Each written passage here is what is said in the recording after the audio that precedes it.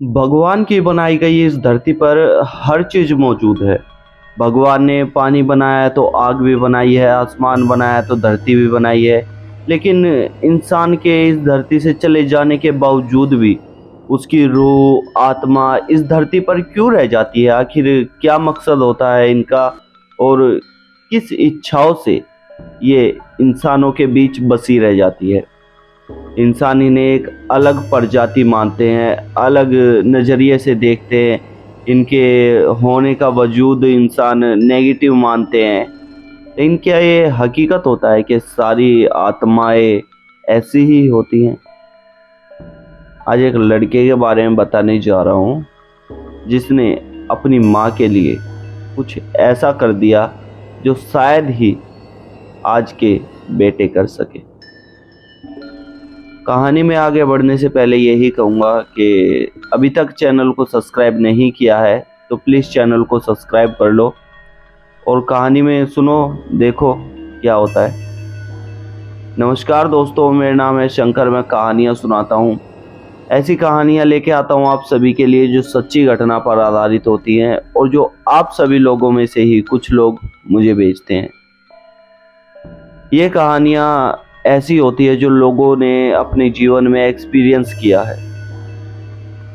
बढ़ते हैं कहानी की ओर और जानते हैं इस लड़के के बारे में।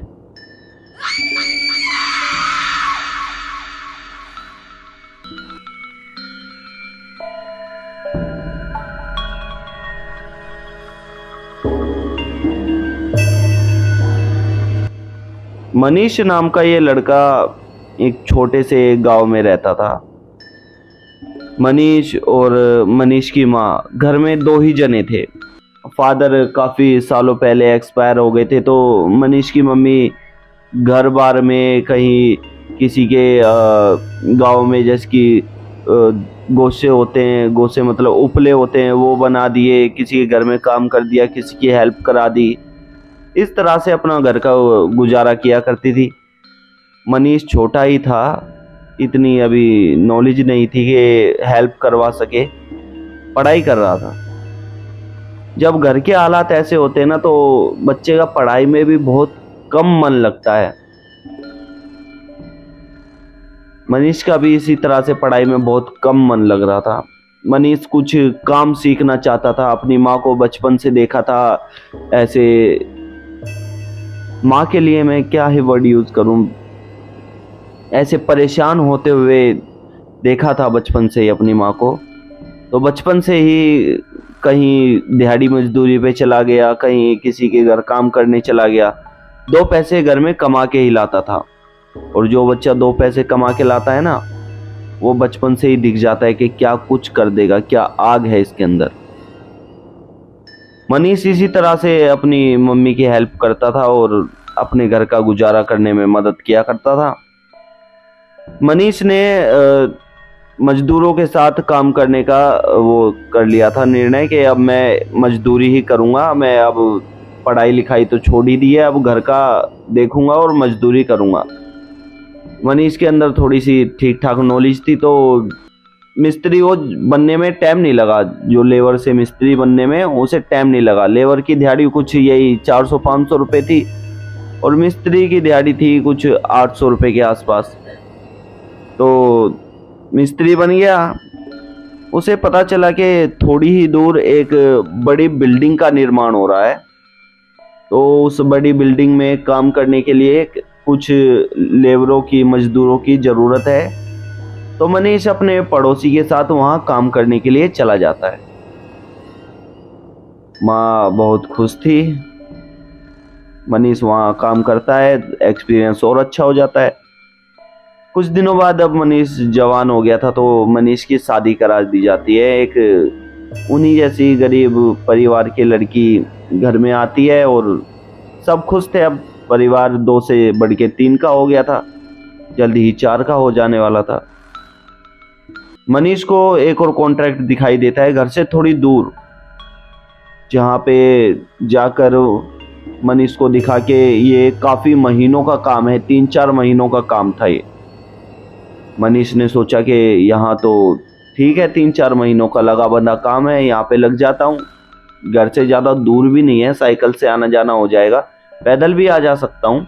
ठीक है, यहाँ लग जाता हूँ। अब माँ थी, अब पत्नी भी आ गई है, तो थोड़ा सा रिस्पॉन्सिबिलिटी ज़्यादा हो गई है, कंधे थोड़े भारी हो चुके हैं। मनीष वहाँ काम करने लगता है। मनीष की माँ भी अब बूढ़ी हो चुकी थी। बुढ़ापे में काफ़ी परेशानियाँ, काफ़ी बीमारियाँ सामने निकलाती हैं, तो मनीष की माँ की भी एक बीमारी सामने निकलाई थी। दिखाई देना कम हो गया था, आंखों का ऑपरेशन बता दिया था डॉक्टर ने। मनीष के दिमाग में और ज़्यादा टेंशन हो गई थी, वो और ज़्यादा काम करना चाहता था। मनीष जब पहले दिन साइड पे पहुंचता है तो वहाँ एक मोहन नाम का उनका ठेकेदार था।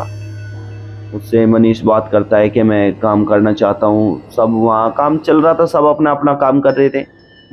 तो ठेकेदार मनीष से पूछता है कि नाम क्या है तुम्हारा? मेरा नाम मनीष है। अच्छा, मेरा नाम मोहन है। और क्या क्या करना जानते हो? जी, मैं मिस्त्री हूँ, दीवार खड़ी कर लेता हूँ, सब कुछ मिस्त्री का जो जो सारा काम होता है मैं कर लेता हूँ। अच्छा, तो अभी से ही लग जाओ, हमें तो ज़रूरत है काम की। मनीष कहता है ठीक है साहब, मैं अभी लग जाता हूँ। मनीष भोला भाला, एक प्यारा सा, इज्जत से बात करने वाला, तहजीब देने वाला लड़का था। मनीष उसी दिन से काम पे लग जाता है और लोगों से काफ़ी अच्छा परफॉर्मेंस देता है।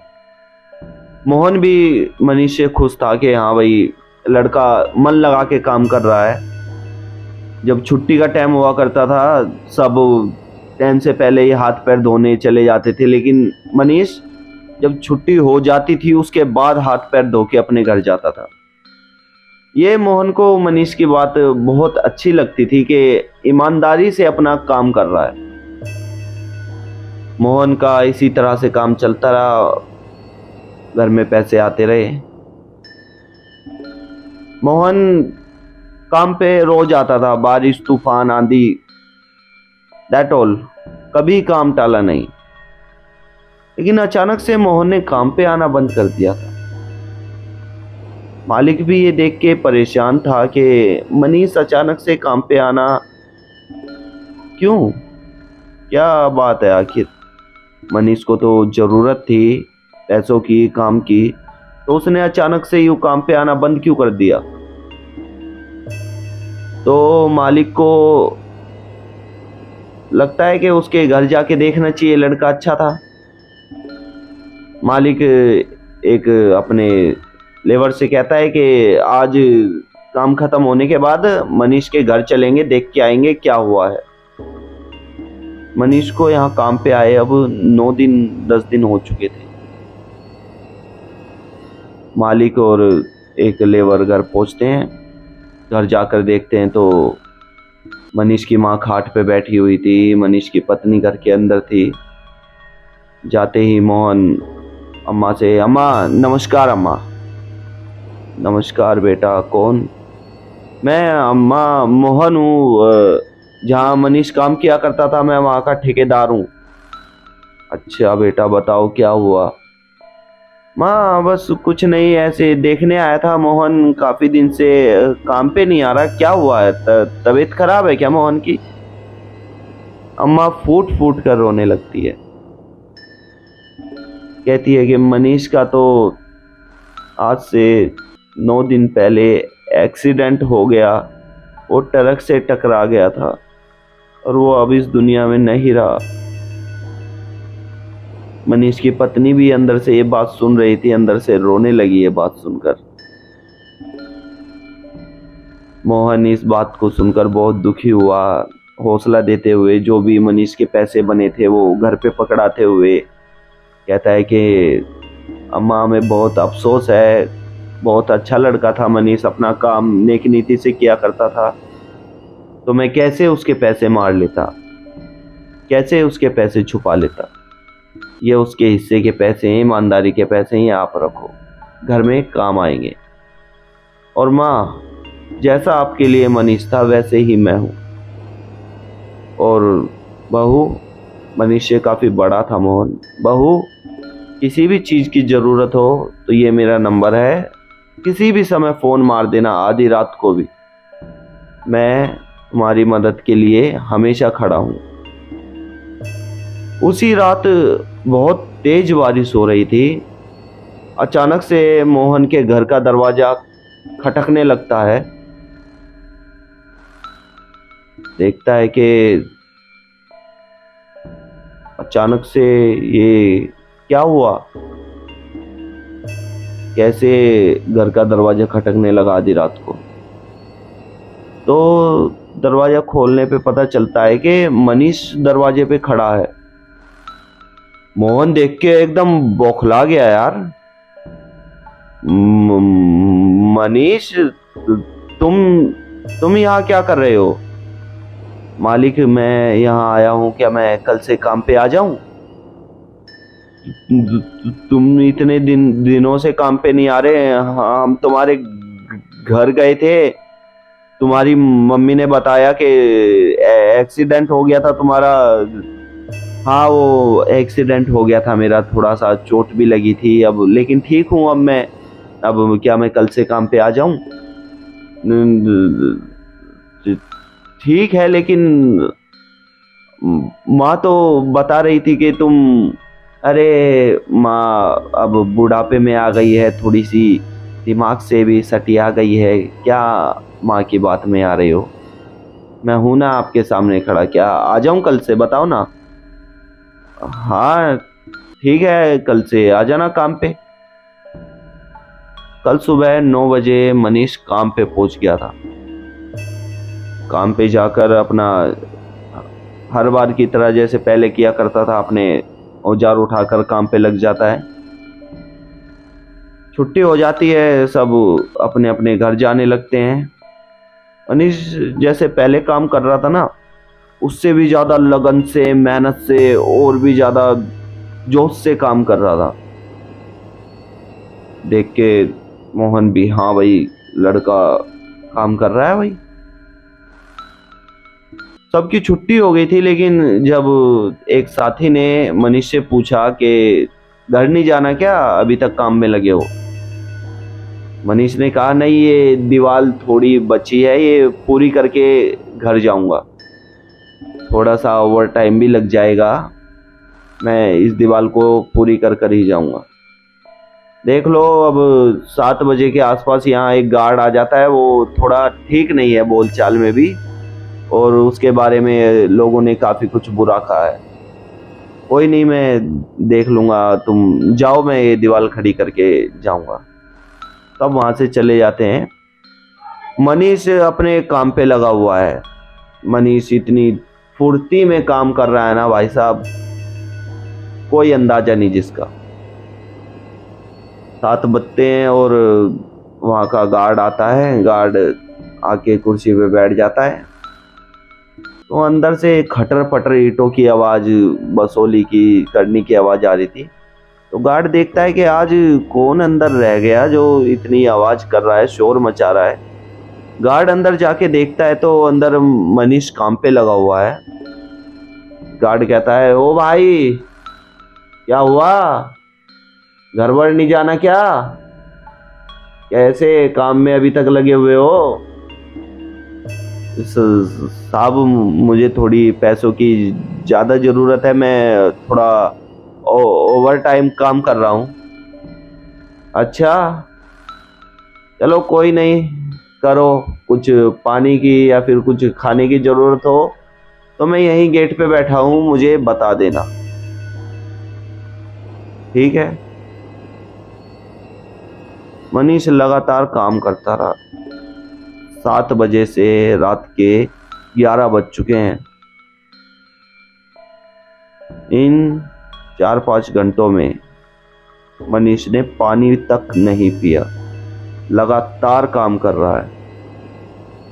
गार्ड को ये बात अजीब लगी। गार्ड अंदर गया और कहा कि क्या बात है भाई, इंसान हो या जानवर हो, इतनी देर हो गई, कुछ पानी वानी पी लो, कुछ सुस्ता लो थोड़ा बहुत। नहीं नहीं सर, मुझे ये दीवार खड़ी करनी है पूरी, और इसके बाद और भी बहुत काम है, मैं बाद में ही पानी पीऊंगा इकट्ठा ही। चलो ठीक है, जब प्यास लगे तो गेट पे आ जाना। मनीष आधे घंटे बाद गेट पे आ जाता है। कहता है कि मैं थोड़ा सा बाथरूम कर आऊं पेड़ के किनारे। हाँ जाओ कर आओ, कोई बात नहीं। गेट से मान लो 10-15 कदम की दूरी पे एक पेड़ था, बड़ा सा नीम का, जिसका तना बहुत मोटा था। उसके पीछे खड़ा होके मनीष पेशाब करने लगता है। तो गार्ड देखता है कि मनीष दिखाई तो दे नहीं रहा, पेड़ के पीछे खड़ा था। अब टाइम भी काफी हो गया, आधा घंटा हो गया है, मनीष आया नहीं है अभी तक। लेकिन अंदर से आवाज आ रही है। गार्ड अंदर जाके देखता है तो मनीष उसी दीवार पे काम लगा हुआ है। तुम अंदर कब आए? मैं तो तभी आ गया था अंदर। अरे आने जाने का एक ही गेट है, इतनी ऊंची ऊंची दीवार चारों तरफ से खड़ी हो गई, तुम आए कहां से हो? मुझे क्यों नहीं दिखे? मैं आपके सामने गेट से ही आया हूं, आपने मुझे नहीं पता क्यों नहीं देखा मुझे। गार्ड ने सच में नहीं देखा था मनीष अंदर आते हुए। चलो कोई बात नहीं, करो काम। सुबह 6 बजे तक मनीष काम पे लगा रहा। सुबह जब 6 बजे उस गार्ड की ड्यूटी खत्म हुई, उसके साथ ही मनीष वहां से निकला था। सुबह सब आते हैं, देखते हैं कि ये इतना सारा काम किसने निपटाया। तो जो मोहन से बात करके घर गया था ना, जिसने पूछा था मोहन से कि नहीं जा रहे, जिसने मोहन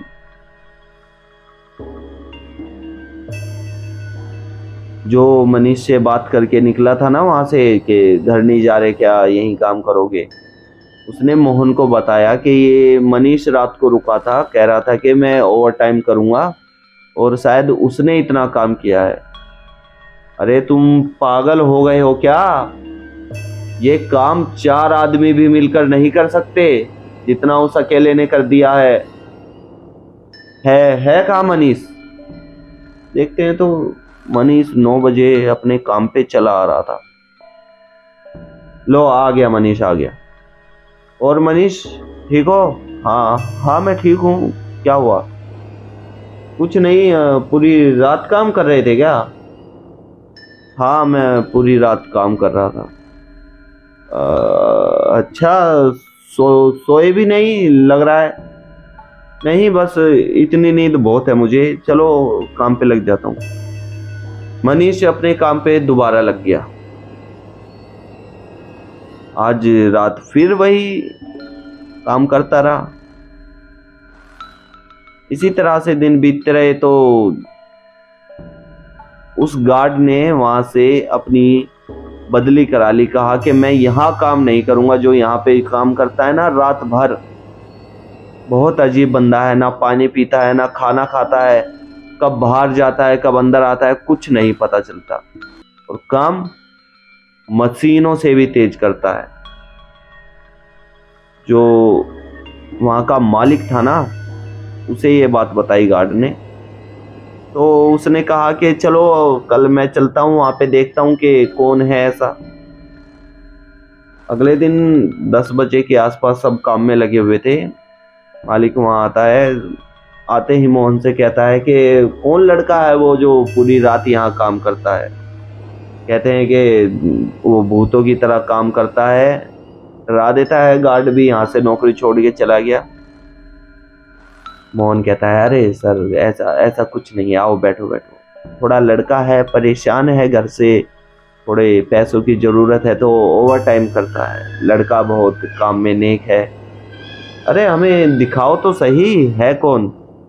अरे देखो वो उस दीवार पे जो लगा हुआ है ना, जो कच्ची सी उम्र का लड़का है, वही है, मनीष नाम है उसका। अच्छा चलो कोई नहीं, काम तो जल्दी हो ही रहा है, लगे रहो।